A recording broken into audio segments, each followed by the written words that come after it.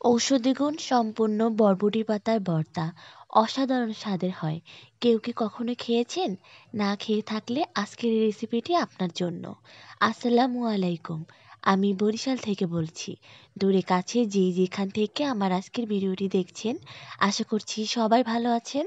আমরাও আলহামদুলিল্লাহ ভালো আছি। বিডি রূপা ব্লগসে নতুন আরও একটি রেসিপি নিয়ে চলে আসলাম। আশা করছি আমার আজকের এই ভর্তা রেসিপিটি আপনাদের কাছে অনেক বেশি ভালো লাগবে। যাই হোক, চলুন তাহলে শুরু করি।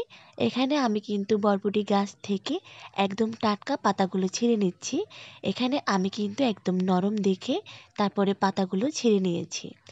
এই পর্যায়ে আমি সুন্দর করে বেশি পরিমাণ পানি দিয়ে ভাসিয়ে ভাসিয়ে পাতাগুলো ধুয়ে পরিষ্কার করে নিব।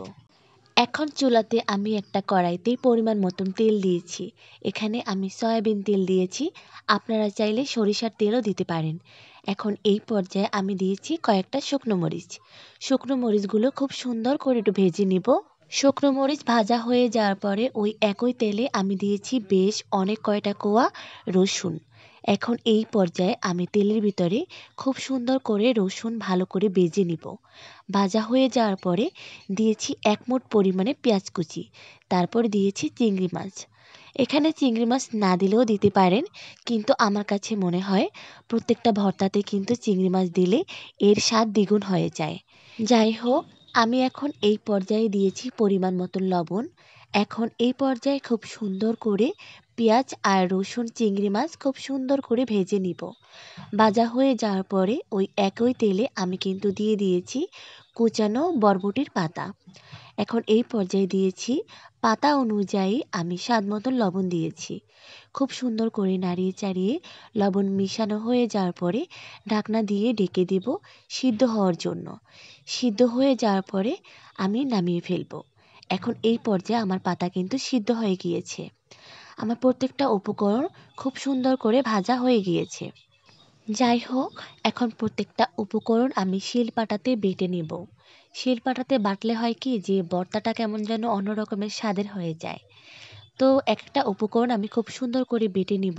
এই পর্যায়ে প্রতিদিনের মতন আমার প্রিয় আপু ভাইয়াদেরকে একটা কথা মনে করিয়ে দিই, দয়া করে ভিডিওটিতে একটা লাইক দিয়ে সম্পূর্ণ আমার রেসিপিটি দেখে নেবেন। আর যারা যারা আমার চ্যানেলে নতুন ভিজিট করেছেন, তাদের যদি আমার আজকের ভিডিওটি ভালো লেগে যায়, তাহলে একটা লাইক দিয়ে আমার চ্যানেলটিকে সাবস্ক্রাইব করে আমার পাশে থাকার অনুরোধ রইল।